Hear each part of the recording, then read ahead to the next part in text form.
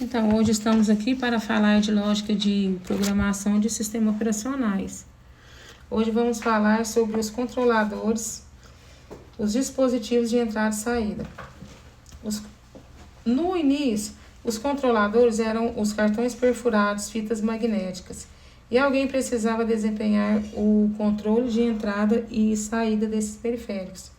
Eles eram controlados pelo processador. Dentro do processador tinham instruções específicas para controlar cada periférico. Cada fabricante incluía instruções específicas dentro da arquitetura da CPU. Para executar os programas, para dar certo, tudo precisava ser muito preciso na hora de executar os comandos, senão esse processo não iria funcionar. Porque o processador, ele não conseguia controlá-lo. Para resolver esse problema, foi criado o controlador de interface. O controlador de interface, nessa parte de baixo, temos o controlador de entrada e saída, que pode ser o pendrive, mouse, teclado, entre outros. Na parte de cima, temos o core do computador, que é o processador e a memória principal. Entre o processador e a memória principal e os dispositivos de entrada e saída. Temos o controlador que foi incluído quando ele foi criado. Melhorou, mas não resolveu todos os problemas. Houve uma revolução tecnológica para que chegássemos aqui onde estamos hoje. Um dos primeiros modelos de sistema de operações de entrada e saída foi o processador. Ele precisava consultar o estado do periférico o tempo todo, continuamente, verificando se tudo foi escrito corretamente, se houve o término de entrada e saída. Isso deixava o processador ocupado até terminar a execução. Então, se fosse hoje, se eu estivesse copiando dados de um pendrive, o computador ficaria travado, mas ele não conseguiria mexer no mouse. O vídeo também iria ficar travado. Não conseguiria executar nada durante esse procedimento. Isso é que chamamos de espera ocupada. Mas ele não podia fazer nada. Isso gerava um grande desperdício de tempo, devido ao maior tempo necessário pelas operações de entrada e saída. Dessa etapa seguinte, aí passamos para o modelo antigo, que evoluiu para o polling. Evolução do modelo anterior. Ele permite que algumas instruções sejam executadas entre sucessivas consultas de operações de saída. Ele tem um pequeno grau de paralelismo e ele faz uma concorrência compartilhada. O SO deve interromper a execução da instrução para realizar essa consulta. Quanto maior operações de entrada e saída, mais interrupções de verificação irá acontecer.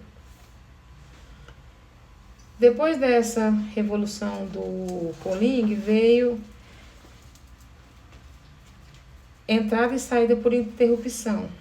Aí vamos falar um pouquinho de transferência de responsabilidade sobre o próprio controlador, que interrompe o processador e avisa quando o término da operação será concluída.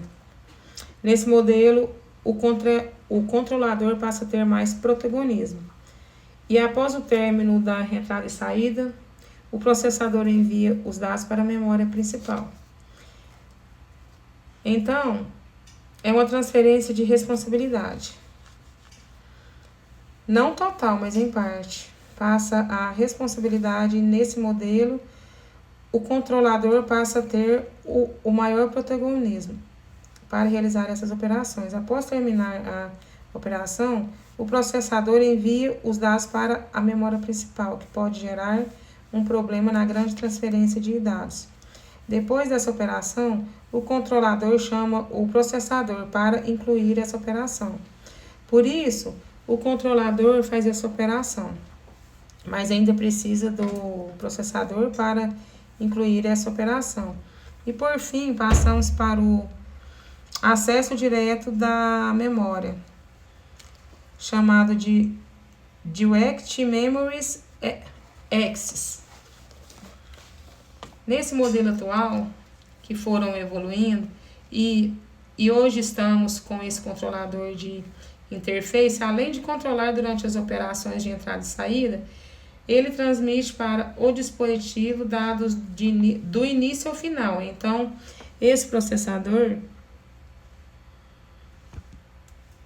aloca os recursos para aquela tarefa. Então, quem realmente faz a tarefa é esse controlador de interface, mas ele precisa do processador do início até no final. Vamos supor que eu vou dar uma saída de dados no computador. Quem faz isso nesse modelo atual é o controlador de interface. O processo precisa gerenciar isso, mas esse modelo de controlador é quem faz tudo. Então, o processador precisa alocar a sua memória, dando acesso direto. Caso contrário, volta ao modelo anterior. Ainda assim, o processador atua nesse modelo minimamente, ao alocar e deslocar a porção da memória, fazendo assim interrupções rápidas do início ao final das operações. Se eu estiver copiando um arquivo ou vendo uma imagem, é esse controlador. O processador, ele dá permissão para esse controlador de apenas uma porção da memória. É uma garantia de controle dos sistemas operacionais. Por exemplo, se o usuário puxa um pendrive sem ejetar,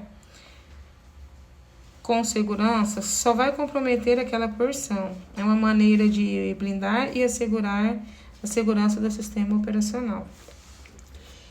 Que pode ocorrer também, por exemplo, em uma queda de energia vital.